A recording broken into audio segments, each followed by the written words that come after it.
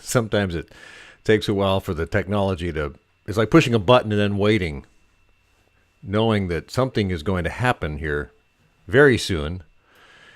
And then it happens. And then you say, good morning, everybody. Welcome to February 13th, 2017. My name is Tim Patterson, Trade Show Guy. And you are listening to Trade Show Guy Monday Morning Coffee. I know it says Trade Show Guy Webinars. Maybe I should change that slide there. That might be the thing to do. I'm going to stop sharing my screen so that you can see my face, and my nose was itchy. Say, how you doing this morning? This shouldn't be a long one. You know, it's kind of funny. I was thinking I would start this thing on January 2nd this year. Is what I would do for, I'll give it a few months and see what happens. My Monday morning Trade Show Guy Monday Morning Coffee, and talk about business, trade show business, and so on and so forth. And then I thought, well, I'll take 5 or 10 minutes. And then I looked at the time on some of these, and it was like 20 minutes, 18 minutes. I tend to ramble along a lot. And I think the reason being is that I go back to my radio days. I actually did a talk show for a short time. You have to fill with a talk show. In fact, when I first got into doing that, I was a disc jockey. I'd play the Beatles and the Rolling Stones and all that. And then I changed stations, and I got the chance to fill in for a talk show host one night, a 4-hour talk show. And it was one of those things where you kind of went, oh, I have hours to fill. I need guests. I need callers. I need all of that. So it's a big challenge. If you don't have any of that, you've got to figure out how to talk a lot. And so I want to be able to do that. So I'm going to pull up a website here because I want to share this shortly. Thought I had this done, but I guess I'm not. Anyway, I'm Tim Patterson from Trade Show Guy Exhibits in Salem, Oregon. You can find us online at TradeshowGuyExhibits.com. Get the free book at TradeshowSuccessBook.com. You can find my blog at TradeshowGuyBlog.com. There is an exhibit buyer's kit at TradeshowExhibitBuyersKit.com, and you can sign up for any of these webinars and be on the ongoing list at TradeshowGuyWebinars.com. You know, I'm online as a Trade Show Guy, and I work with clients in the exhibit world who are frustrated by, an exhibit, for instance, that no longer represents their brand effectively, or who struggle with getting exhibit logistics right, or those who don't have an overall effective and comprehensive plan to get the most return on investment on their trade show marketing program. And today, on the Trade Show Guy Monday Morning Coffee, I thought it'd be nice to discuss accountability, structure, and organization, which we will do. These are the 3 linchpins, of course, of running a successful life and business. And I enter this conversation knowing that probably nobody is perfect. I know I'm not perfect, certainly. That's not the point. The idea, I think, is to do as well as you can and try to improve along the way. Accountability, simple enough. You say what you're going to do and then do it.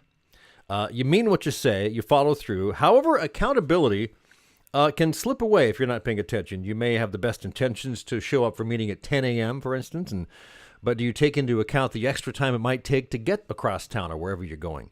Or you need gas in the car, or there's an accident or traffic. So if I'm going to a meeting that I know is an hour drive, I give myself at least 70 or 75 or 80 minutes to get there, knowing that if I get there early, I can probably sit out in the parking lot for 5 or 10 minutes and then show up still early. And I like doing that. So, but if you don't do that, next thing you know, you're running 5 minutes late. As a parent, of course, you try and teach your kids to be accountable and organized. As an adult and business person, you try to be accountable to yourself and the people you work with. And, I admit I'm not always 100%, but, I try and do my best. And it's a work in progress, but I think I'm a pretty accountable guy. I say I'm going to do something, and I usually do it. So that's a good thing. I usually make my appointments early. But accountability also has to do with things like organization and structure. You're running a business. Organization. Is your day organized? Is your desk organized? And does it matter? They say a cluttered desk is the sign of a creative mind. I'm just looking at my desk. It gets cluttered, and then I clean it off, and then it gets cluttered again. My guitar's over there. I get creative, and every now and then I need a 5-minute break. I play an old Beatles song or something. But if you can't find something, you may be a little beyond the creative stage to the lost in the maze stage. Of course, there are other kinds of organization beyond just having, such as a project management, communication organization, those types of things.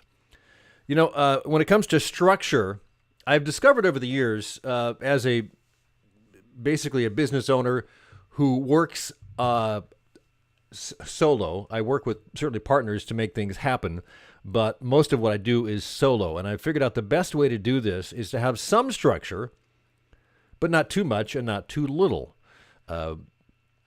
When I talk about some structure, I've tried structuring like a whole day. Every day I've got an hour block here, 2 hour block to do this, an hour block to do that. And after about a week, I throw that out. So what I've done recently, and then I'd have no structure. That wouldn't work at all. I would just do random things. But then I've decided I need some structure. So I have an hour on Monday, Tuesday, Wednesday to do X. I have this morning show to do, of course, every Monday morning at 9 o'clock. I have some things on calendar from at Monday at 4 and Friday at noon and things like that, just various things. And so I do all of these things and then build everything else into that, knowing that I've got to do email, I've got to do some writing, I've got to do this, I've got to do that, client relations, all that stuff, of course. And then I have enough open time so that when I have client meetings, I can make those happen as well. So I think a little structure works. That's my approach. A little structure works, but too much, and I kind of resist. I wanted to give you some top 10 successful trade show tips. I was just kind of looking for this, and something I could share online. This would be kind of fun. And I found this. It's brandwatch.com, and they have an article by Richard Larson called Top 10 Tips for a Successful Trade Show Booth, and I'm just going to give you the highlights. And the number one is booth location. Location. Very, very important. It stands out here like anywhere else. Most trade shows will offer prime location booths for an extra charge. It depends on the show and all of that stuff. Number two is get the look. Buyers are attracted to good-looking booths. They see something, they see a hanging sign that attracts them, they go take a look. I think that's very important. Use bright colors and put effort into the design of your booth. It'll make a lot of difference. Make your booth approachable. You got to not only have the right look, but you got to have an appealing design. Your booth should be approachable. Smiling faces of professional booth attendants are important. Booth hosts. Consider having a booth host who is trained to answer some simple questions and direct buyers to the appropriate staff member in the booth. In a bigger show with a bigger booth, this might be appropriate. Obviously, a small 10 by 10 inline or 10 by 20, there may not be enough room for a host, but it depends.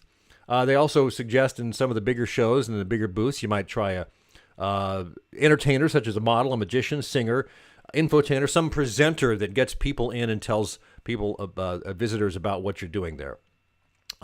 You also can offer show specials.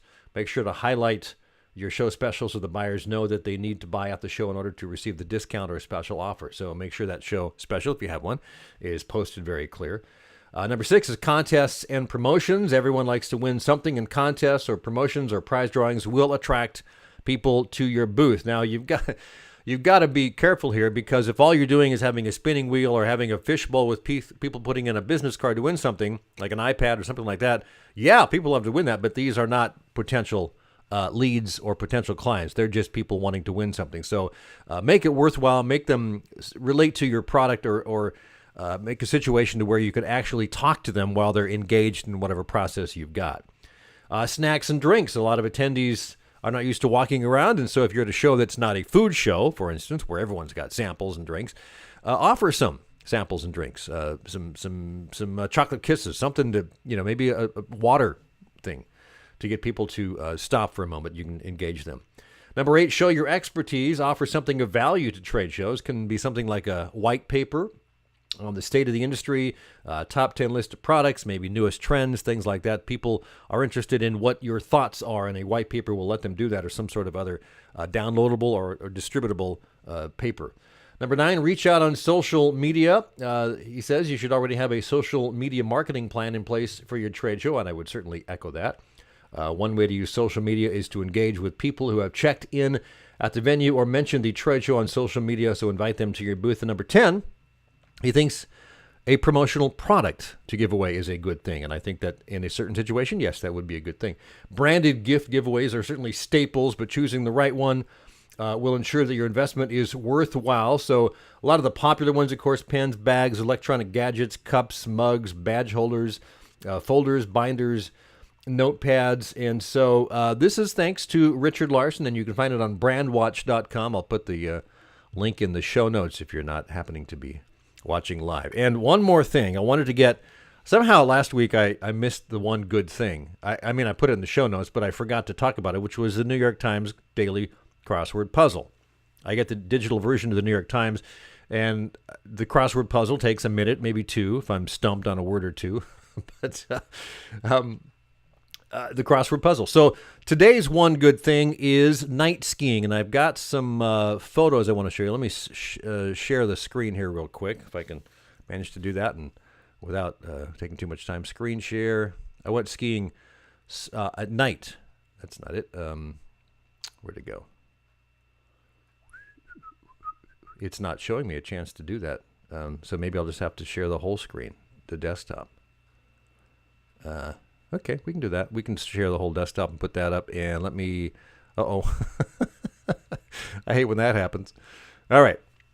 So Hoodoo Ski Bowl is a favorite destination of mine. I've skied there for, it seems like centuries, but it's only been decades. And I rarely go night skiing. Got a chance to go night skiing the other night, and that was a lot of fun. And as I made the rounds, I kind of watched the sun go down and the lights come out and get temperature dropped. Boy, did it drop. But it was fun. And this is up in Central Oregon. That is Three Fingered Jack, which is about 3 or 4 miles directly north of Hoodoo Ski Bowl. And then the sun came down. The moon came out. I may get a picture of the moon here. Venus came out, of course. That is Venus right there above the Hoodoo behind it, the butte. And so this is the one good thing. I'm a ski bum, and I love night skiing, which I rarely do, but just because of scheduling, I got a chance to do it. They had their winter fest there, by the way. They had snow sculptures. This was a lot of fun. There's the moon coming up, and yeah, we'll close it with that. Let me go undo the screen share, stop, and get rid of that crazy stuff there. And we will call it a day. I appreciate you hanging out with us here at the Trade Show Guy Monday Morning Coffee. Have yourself a great week, and join me again next week. I think I got a guest next week. I'm confirming that, and probably the following week as well. So that'll be a lot of fun too. So sayonara from Salem, Oregon.